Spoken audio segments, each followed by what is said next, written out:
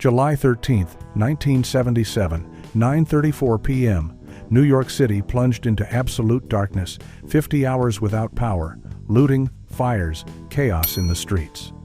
But also neighbors helping neighbors, strangers becoming heroes. This is the night that revealed who New Yorkers really were. The summer of 1977 was brutal in New York City.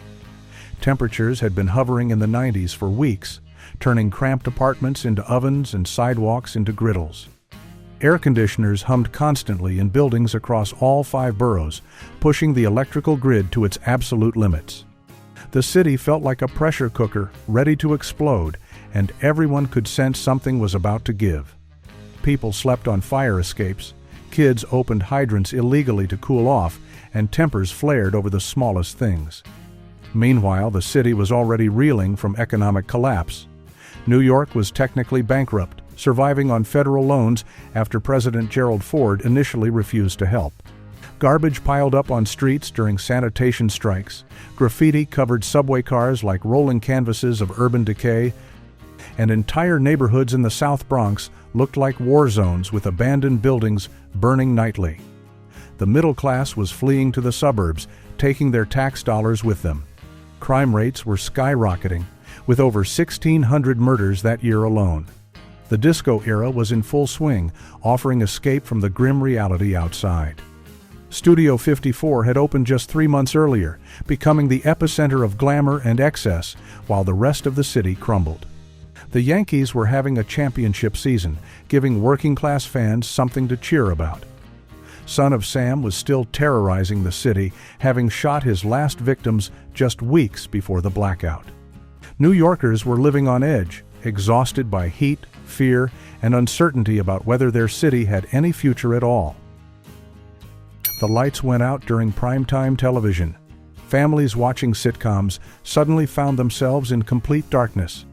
Within minutes, 8 million people realized this wasn't just their building or their block, the entire city had gone dark. The skyline that usually glowed like a beacon simply vanished, leaving only darkness where America's greatest city had stood moments before.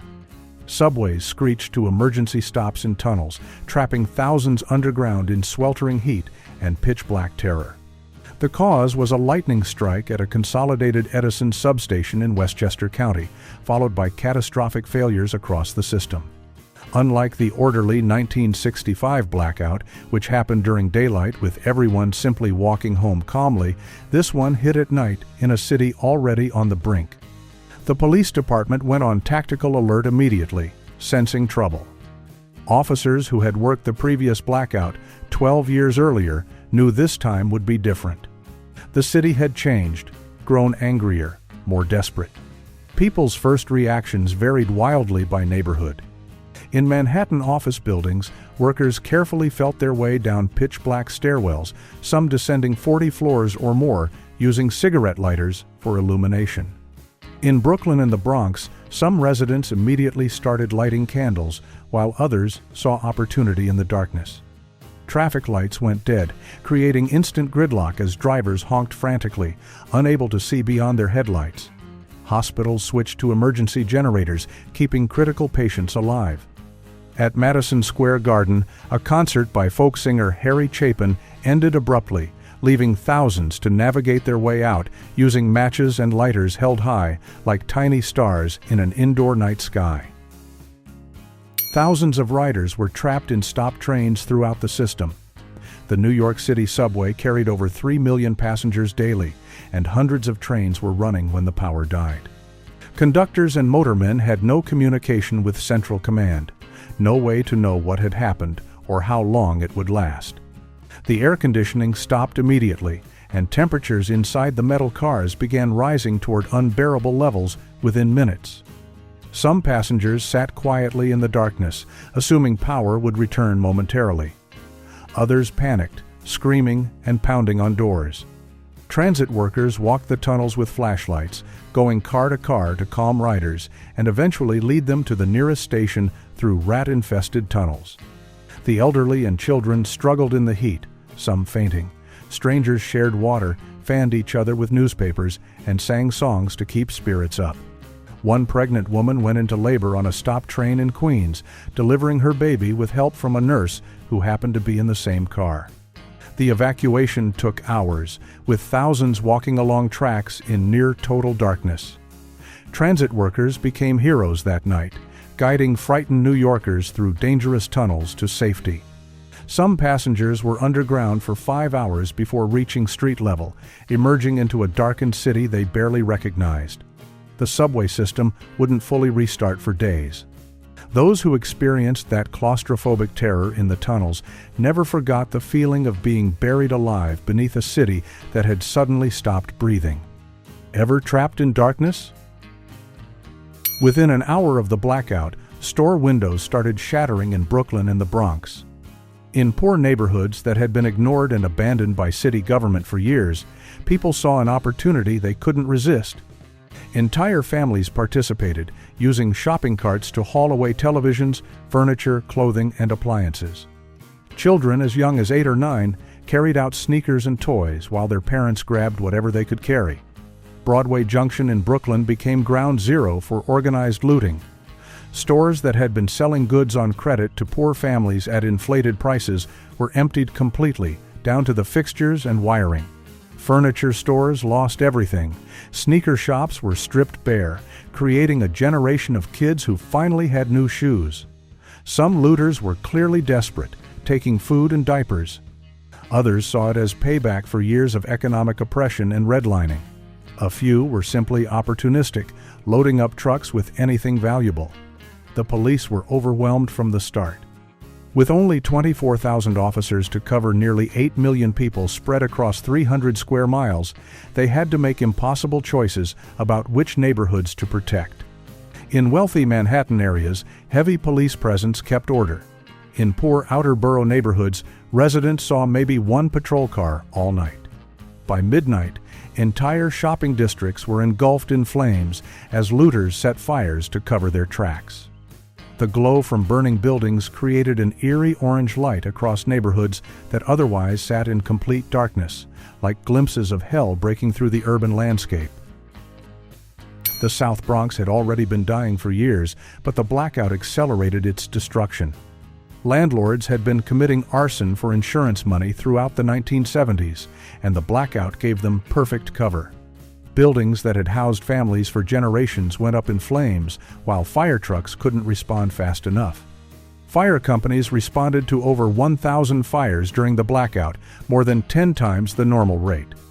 Firefighters worked until they collapsed from exhaustion and smoke inhalation, then got back on the trucks because there was nobody to replace them. They had to choose which buildings to save and which to let burn, often abandoning entire blocks to focus resources where they might actually make a difference. Residents fled, burning buildings, carrying children, and whatever possessions they could grab. Some never returned, their homes reduced to blackened shells. By morning, entire city blocks looked like bombing sites. Smoke hung over the Bronx like a funeral shroud, and the smell of burning buildings mixed with summer heat created an unforgettable stench. Families sat on sidewalks surrounded by salvaged belongings, watching their homes smolder. The fires destroyed what little commercial infrastructure remained in these neighborhoods, ensuring they'd struggle economically for decades. Urban decay that had been gradual before the blackout accelerated into full collapse in a single night. While outer boroughs burned, most of Manhattan remained relatively peaceful. Wealthy neighborhoods had nothing to loot anyway, and heavy police presence discouraged anyone who might try. Residents in Upper East Side apartments lit candles, opened expensive wine, and treated the blackout like an adventure. Some hosted impromptu parties, turning what could have been scary into something almost romantic under candlelight. Times Square and Midtown presented stranger scenes. Stranded commuters who couldn't get home slept in hotel lobbies, Grand Central Terminal, and Penn Station, creating temporary refugee camps. Hotels with generators became fortresses of light and air conditioning, charging premium rates to desperate guests. Restaurants with gas stoves cooked through their perishable inventory, serving meals by candlelight to anyone with cash. The contrast between Manhattan and the outer boroughs was stark and troubling. While Brooklyn burned, wealthy Manhattanites were having romantic dinners by candlelight, completely insulated from the chaos happening miles away. This division highlighted the two New Yorks that existed even in normal times, one prosperous and protected, the other struggling and ignored. Morning newspapers would show this divide in photographs. Elegant Manhattanites, strolling peacefully alongside images of families fleeing burning buildings in Brooklyn. The New York Police Department made over 3,000 arrests during the blackout, far exceeding the capacity of jails and courts. Officers worked double and triple shifts without relief, some going 40 hours straight without sleep. Precincts became processing centers where arrestees were handcuffed to pipes and radiators because holding cells overflowed immediately. Many looters were simply released because there was physically nowhere to put them. The brutality complaints filed after the blackout numbered in the hundreds. Exhausted, frustrated officers facing impossible odds sometimes took out their anger on suspects with fists and nightsticks. Some arrests were legitimate, catching people red-handed with stolen goods. Others were questionable, sweeping up young men who happened to be on the wrong street at the wrong time. The courts stayed open for days, processing arrestees. Judges held marathon sessions, arraigning suspects at 3 in the morning, overwhelmed by the sheer volume. Many cases were eventually dismissed due to lack of evidence or procedural errors made in the chaos. Public defenders were assigned impossible caseloads. Families waited outside courthouses for days trying to locate arrested relatives, many of whom had disappeared into a system too overloaded to keep proper records. Amid the chaos, countless small acts of heroism occurred throughout the city. In apartment buildings across all 5 boroughs, neighbors checked on the elderly, sharing food and water while guarding against looters together. People who had lived side by side for years without speaking suddenly became allies in the darkness. Strangers directed traffic at intersections, preventing accidents. Corner store owners armed themselves to protect their businesses. In hospitals, nurses manually ventilated patients when backup generators failed. Doctors performed emergency surgeries by flashlight and candlelight, saving lives under conditions that would normally be considered impossible. One surgeon at Bellevue Hospital completed an appendectomy using car batteries to power surgical lights. Nurses walked up and down stairwells carrying supplies and medications to patients on upper floors. Ordinary citizens became emergency responders. People with CB radios relayed information between neighborhoods when phones went dead. Some delivered insulin to diabetics, carried elderly neighbors downstairs, or shared generators to keep food from spoiling. In predominantly Puerto Rican neighborhoods, residents set up grills on sidewalks, cooking meat from thawing freezers and feeding everyone, turning potential disaster into community barbecues. Electricity came back neighborhood by neighborhood over 25 hours. Consolidated Edison engineers worked around the clock to restore the grid, but bringing the system back online was far more complex than fixing what broke. They had to restart massive generators in a specific sequence, balancing loads carefully to prevent another cascade failure. Each neighborhood that came back online put new strain on the fragile system. When lights flickered on, reactions varied dramatically. In areas that had remained peaceful, people cheered and applauded as televisions blinked to life and refrigerators hummed back into service. In neighborhoods that had been looted and burned, the return of light revealed the full extent of destruction that darkness had mercifully hidden. Residents emerged from buildings to find their communities transformed into disaster zones. The cleanup took weeks. City workers swept up broken glass, boarded broken windows, and bulldozed the most damaged buildings. Insurance adjusters, overwhelmed by claims, took months to process everything. Many small business owners never reopened, unable to afford repairs or too traumatized to continue. The blackout cost the city an estimated $350 million in damages and lost business. Just 24 days after the blackout, police arrested David Berkowitz for the Son of Sam murders. The capture of the serial killer who had terrorized the city for over a year provided closure to a summer of fear. Berkowitz had been hunting victims with a .44 caliber revolver, targeting young couples in parked cars. His arrest revealed an unremarkable postal worker, not the monster New Yorkers had imagined. The timing felt significant. The Blackout and Son of Sam together represented New York at its lowest point, a city that couldn't keep its lights on or its citizens safe. Mayor Abraham Beam's administration was seen as incompetent, unable to handle either crisis effectively. Politicians and media outlets declared the city was dying, perhaps already dead. Yet New Yorkers who lived through that summer tell a different story. They remember neighbors helping neighbors, strangers becoming friends, communities pulling together when everything else fell apart.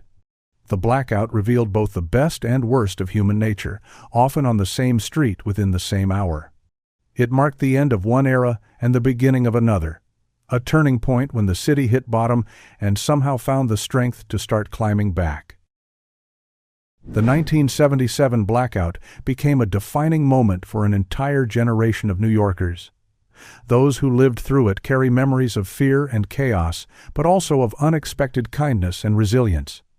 The city survived its darkest night and emerged changed, scarred, but somehow stronger. If you want to explore more forgotten moments that shaped our world, subscribe and join us as we bring history back to life.